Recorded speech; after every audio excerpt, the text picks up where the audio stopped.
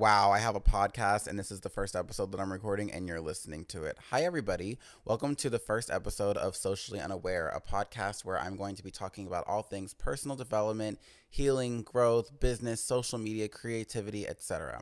My name is Donavan Barrett, and if you've never heard of me before, I am a personal development coach, but not like a regular personal development coach. I'm a cool personal development coach, which I hope is symbolic by this fact that I'm sitting here in a Savage Fenty Snuggie and recording this episode on my couch in a cozy blanket. For those of you who aren't watching and are just listening, that's the vibe that we're existing in right now. And it really goes along with what I want to talk about in this first episode, which is the idea that not only is perfection unreasonable, it's unattainable. It's simply something that doesn't exist because it's something we've made up in our mind. And I want to start each episode of the podcast kind of with a question for you guys to ponder and think about as we go through the episode. You can use this as something to journal on as well. But the question I want to ask today is, what is perfection to you? What does it mean to create something that's perfect? Whatever it is that you do, whether you're in school or you're a creative and you post content or you have a business, what is the signal that lets you know that what you did is perfect? Because a lot of you listening to this right now are probably perfectionists or classify yourself as perfectionists. So what is it that lets you know that something is perfect? And I want you to think about that, because me starting this episode, re-recording this podcast, is something I've wanted to do for going on 8 months now. Since I started posting on social media consistently, well, I posted on social media for like 10 years, but on this platform, in this world with this audience, about a year ago, I have wanted to start a podcast. I've been asked to start a podcast. Why have I not done that? Because I'm like, well, a podcast is such a big deal. I need to have everything in place. I need to figure out what the perfect first episode's going to be. I need to show up a certain way. I need to, have the perfect equipment and the perfect everything. And that has stopped me, because no matter what I did, no matter which one of those accomplished, I got the mic, didn't make me want to record the podcast. I have a cute gallery wall, didn't make me want to record the podcast. I have a nice camera, didn't make me want to record the podcast. I had a list of great ideas that I could talk about, and yet I'm sitting here talking about an idea that just came to me randomly. None of that made me want to record the podcast. None of that got me excited about the podcast, but yet I was very excited about the idea of recording the podcast. And this is the paradox that a lot of people who struggle with perfection run into, is that they set the bar at a certain place, and then they even maybe reach the bar, and then they find that, oh no, the bar needs to extend. Because perfection, from my view, in a lot of ways, is a form of self-sabotage. Perfection has nothing to do with this idea that you need to get to this certain place to do it, because that certain place will not be good enough even when you get there. Perfection is actually a way that you're sabotaging yourself from just starting. There's an analogy that I thought of today related to fitness, which is a place where I'm severely lacking at the moment. I'm a retired Taekwondo athlete, and I've been really enjoying the cozy life for a few years now. But if you have two people that want to get on their fitness journey, and one person, just as soon as they come up with that idea of getting in the best shape of their life, whatever that looks like, they just start going to the gym and start exercising, and they start learning things along the way. And then you have the person who's like, yeah, I'm going to get into the gym. And I know a lot of you are like this. I'm going to go to the gym and I'm going to make sure I have the best outfit. I need to go order some cute workout outfits. I'm going to look up the best exercises to do to maximize the results. I'm going to figure out what the best supplements are. I'm going to look into all of the different diets so I can make sure I'm supporting that development the best I can. Two things are happening. Best case scenario, you started way after the person who decided to just get into the gym, and you're way behind the progress that they're making, because even though they may not be showing up perfectly, they've been showing up for the last 15 days while you've been sitting here planning. They've got 12 workouts in already, and are already going to start seeing differences in the way they look and the way they feel. Whereas you are over here still planning. The worst case scenario, and what happens to me and to probably most of you, is that you do all of this planning And all that planning does is add pressure and reasons for you not to go. Oh, I can't go to the gym because my outfits haven't come in yet. I can't go to the gym because I ran out of this supplement, or I don't feel like making this supplement.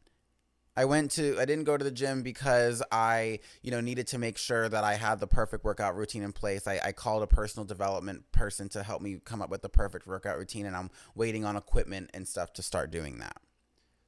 And then the pressure of that becomes so much that it becomes unrealistic to go to the gym because all of these other things have to be in place. You've sabotaged yourself from going after your goal. Whereas if you had just started going to the gym like person number one, or worked out at home or whatever, even if it wasn't the perfect workout, you would already be reaping the benefits. And the process wouldn't seem so daunting because all you know that you would need is you and a space to exercise. So when you don't have all of those pressures on you, it becomes a lot easier to enjoy the process. And then it becomes a lot easier to get the result of whatever it is that you want to do. As it pertains to this podcast, I was really, because I'm a personal development coach, whatever that means, and I help people unlock, blockages within themselves, limitations within themselves in order to show up in their business, in their content, in their career effectively and in alignment with themselves. I had felt like I had to show up a certain way for a long time. I was like, oh, well, all personal development coaches show up in these nice, short sleeve button up shirts every day. And they have a bookshelf behind them that, has all of these self-help books, and they have all of these things in place, and they talk a certain way and they act a certain way. But personal development looks different for everybody. I love my life. I love the fact that I get to sit on this couch and make content in a Savage Fenty Snuggie, talking into a microphone about things I'm passionate about after just playing video games for 2 hours. What a great life. That's what personal development looks like to me. That's what happiness looks like to me. That's not the totality of it, but I wake up every day and I'm like, God, I love my life. And that is the goal at the end of the day. We're so caught up in the appearance of happiness that we don't think about what happiness actually feels like for us. We oftentimes, and even I still fall into this trap every now and then, of looking at our life from an outside perspective.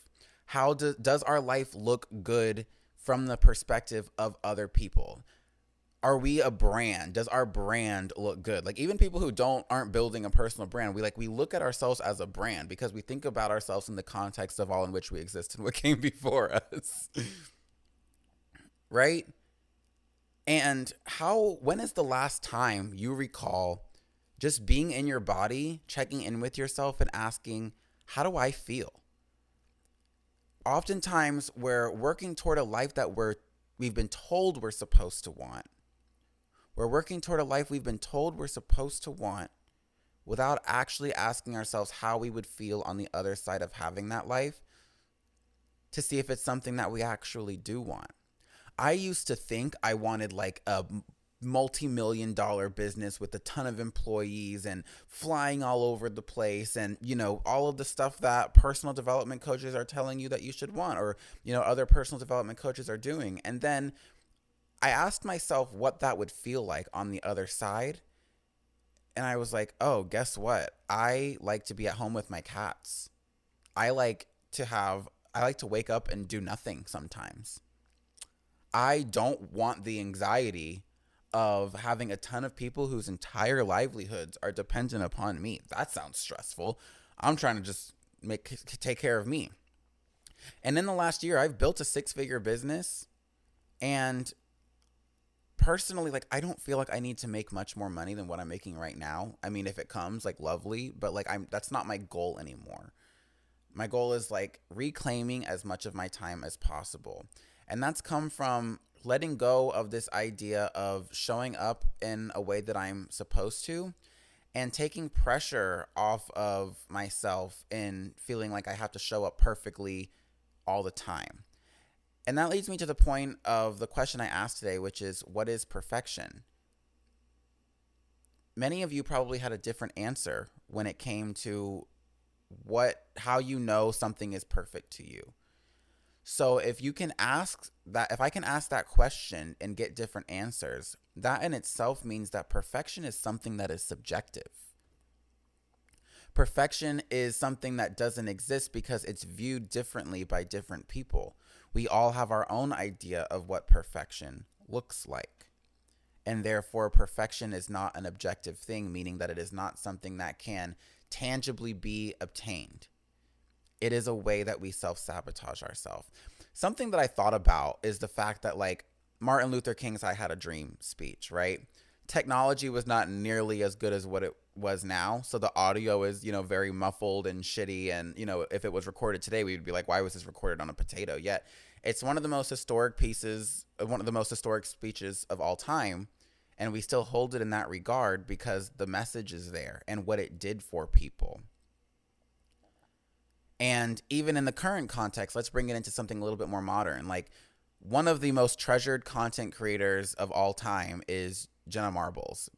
She is the epitome of what people consider to be authenticity and just showing up as herself and having a good time. To a lot of people, like, she is what we wish content still was. She is the content creator people wish that they could still be, but they play all of these games to try to, because they feel like the industry has changed and that's not enough anymore. Jenna Marbles, I remember her talking about all of her early videos were literally recorded on her MacBook. Like, not even an iPhone. I don't even know if there was an iPhone when she started, but not an iPhone, a MacBook. And you could see her pressing the space bar to pause her videos in a lot of the clips. And yet that is the content that is treasured because that is perfect to a large number of people, despite the fact that all of these things that we tell ourselves are needed to be perfect weren't in place. You have probably been inspired by, a crumbled up piece of paper on a floor somewhere. You have probably seen a, shitty home goods painting that just hit you in the right moment and really brought something to you. And it was perfect to you because it was perfectly timed and it was exactly what you needed to hear in the moment. I thought about myself this year too because, showing up as a coach, again, I felt like I needed to dress a certain way and act a certain way like all other coaches do. And when it came to social media, it was like I finally got to a place where I'm like, well, I'm just going to show up as me. And I give my, philosophies, my perspective shifts, my, exercises and things like that, wearing things similar to what I'm wearing now. Sometimes I didn't even do my hair because for me, when a message comes to me and I get excited about it, I have to record it right in that moment. Otherwise, like, if it doesn't feel like it's hot off the press, I'm not excited about it anymore. So this podcast, I had an idea to talk about this. I jumped on and I talked about it. And I broke all of the rules of what I was told or how I was told I needed to show up in order to be successful as a life coach, as a personal development coach, as a social media strategist. And yet, I have grown in 1 year a combined audience of over 100,000 people. In the last 3 months, I've gained 40,000 followers on Instagram. I've made 6 figures this year, showing up like this, showing up imperfectly, and I'm thriving, and I love my life. And I think this plays into this idea of perfection is something that the audience decides. Perfection is something that the audience decides. It may not feel perfect to you, but if somebody listens to it and it resonates, and it's perfect to them, well, then it's perfect to them.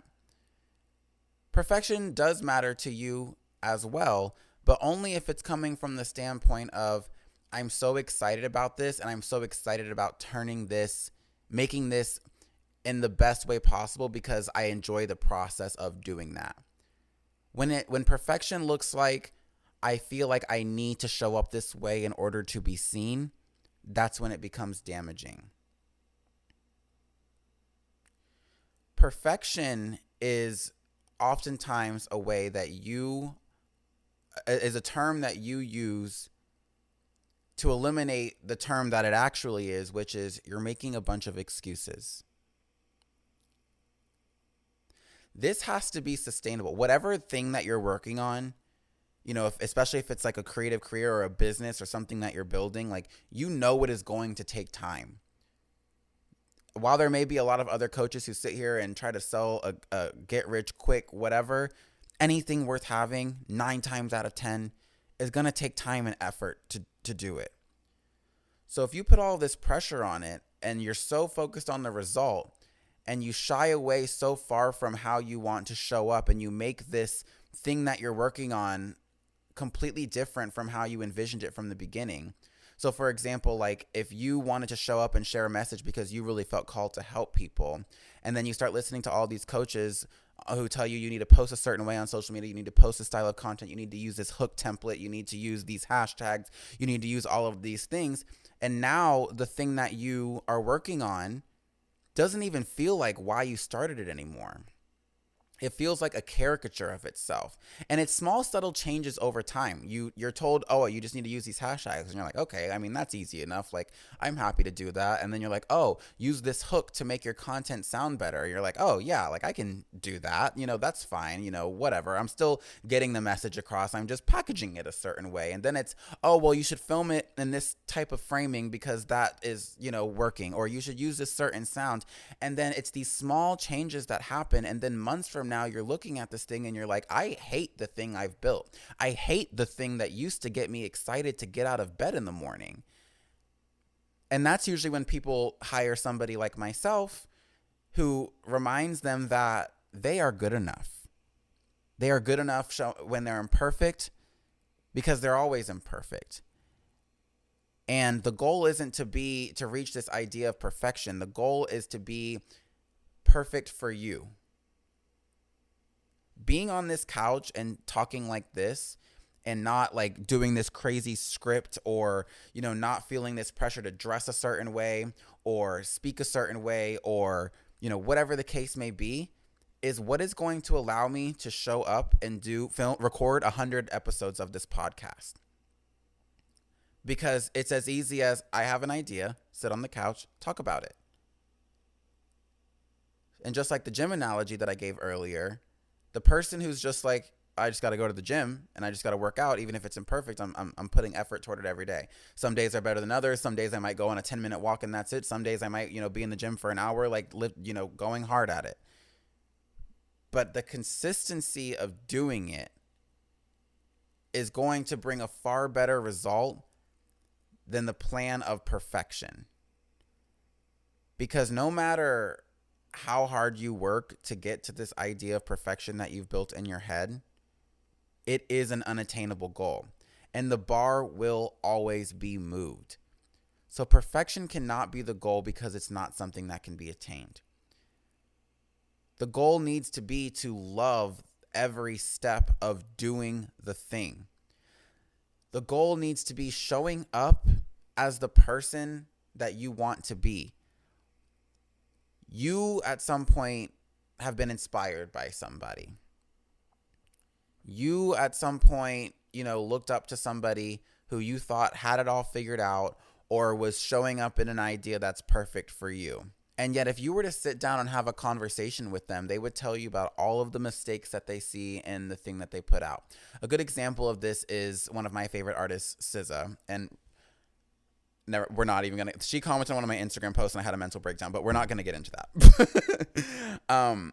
But some of her most popular songs in an interview, she'll be like, I'm so upset that one went whatever because it was so easy to write, or I didn't really, mess with it. And the label were the ones who told me to put this one out. And my favorite song was actually this. And to everyone else, we're like, this is the greatest song ever written. I remember the song Good Days, which is I have that song tattooed on my body. It was the first tattoo I ever got. She was like, oh, y'all like this? Y'all want this on the album? I just wrote this as a little thing to put at the end of the lead single. And we're all like, yes, we would absolutely like that to be a song that you release.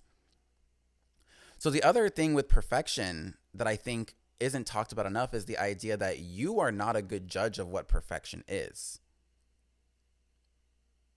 You have to put stuff out, or you have to do the thing, and let the audience or let the result or let the outcome decide how close to perfection you were. Because we are our own worst critics most of the time. And oftentimes, by criticizing ourselves so much, we move away from the goal of creating something that will actually impact somebody or actually bring the result, because we have this cloud in our head and this idea of what people expect from us. And we think that we're mind readers because we think that everybody notices the same flaws within ourselves that we do. Or they think that those things are flaws to begin with, when in reality, maybe it's the thing that makes you special. We are not a good judge of what perfection is. So let this episode of this podcast be your sign to show up imperfectly and to show up in a way that you will love doing it. Because that's why you started this. It's natural to want whatever it is, the outcome of whatever it is that you want to do. But when you were a kid and you decided, I want to be a writer, or I want to be an artist, or I want to own a business, or I want to, whatever your thing is, you as a kid were not thinking, I want to do that so that it can bring this certain outcome. Just the idea of doing that was exciting enough for you. Just the idea, like if my childhood self knew that we have a business and that we have an audience on social media, my adult version of myself, who's always like, well, we have to keep the money coming in the door. What if the clients don't come in? Or what if, this episode of the podcast isn't perfectly curated? Like, my younger self would slap me in the face and say, do you not realize how long we dreamed for this? Have you not celebrated? Have you not taken the time to just look at this? To my youngerhood self, I've made, this is perfect. We need nothing else. But my adult self is sitting here saying that the bar needs to go further. That's going to wrap up the first episode of Socially Unaware. If you are still here and you got value from this episode, it would mean so much if you could leave 5 stars on Apple Podcasts and Spotify, because it helps build the platform, and let's allow the metrics to show that showing up imperfectly is okay. Showing up in your body, showing up sustainably is okay. It's more than okay. It's preferred. Let's let the metrics reflect that. If you're watching on YouTube, you can listen on Spotify and Apple Podcasts, and feel free to subscribe, hit the bell icon, all of the jazz. And we'll be posting a new episode every single Monday.